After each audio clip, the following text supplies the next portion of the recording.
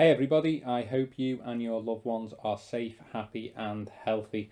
Before you listen to or watch the show, remember to subscribe and follow us on Twitter, Facebook, and LinkedIn to stay up to date with all the latest news and updates from my legal club.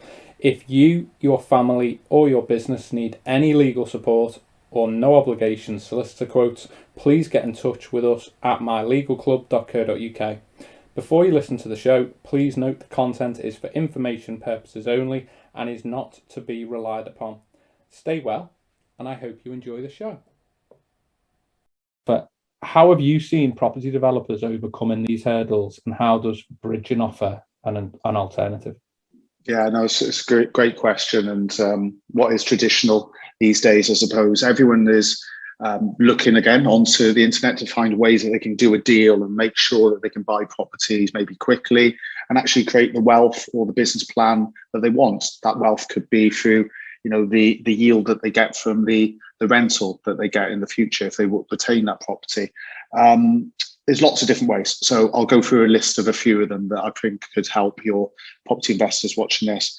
It could be that you get in a property that's below market value itself. So traditionally with a bridging lender like Glenhawk, we can pick up those properties, and actually if it is a true below market value transaction for a multitude of reasons, maybe it's need to be sold quickly, maybe the property is just in disrepair, but also you can pick it up with a part of the deal. We can actually do that with a 10% deposit. So what I mean by that is that you can pick that up with a 90% of the purchase price, as long as that's not less than 75% of the market value of the property itself. So that could be a great way of picking up a good deal. I'm sure we'll go into later what warnings you should look out for these below market value transactions. But that's one way that you could pick it up. Also, bridging can really offer you a few. If you're not a first-time landlord, let's say, or don't have any security, but let's talk about somebody that may have created good wealth through what they've got already in equity, then you can actually bridge against other properties in your portfolio. So don't think of anything as linear. Don't think that I'm sat here today as a developer or an investor wanting to buy that property in front of me, and that is the transaction.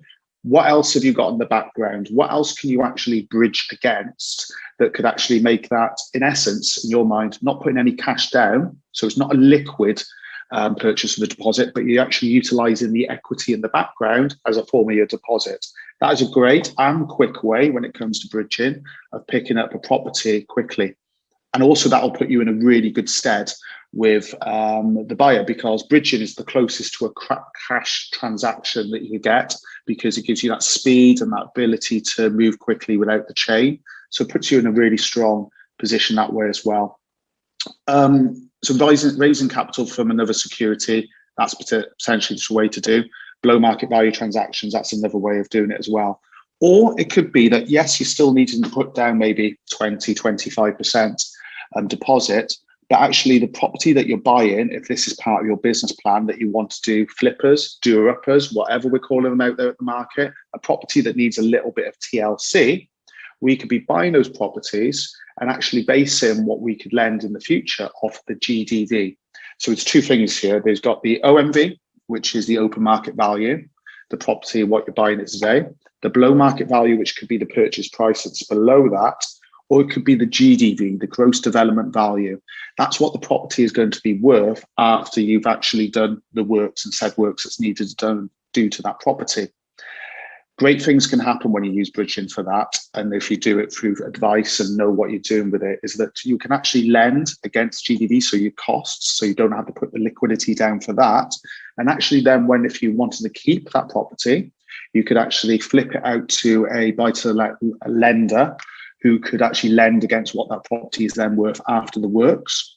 Or if you sell that property, guess what? You'll be able to sell it for what that property's worth after the works as well. So it's a great way of wealth creation. And all of those funds, if you do sell, could be used for your next purchase. And then you suddenly would have more of the 25%, 30%, whatever it may be, deposit to put down.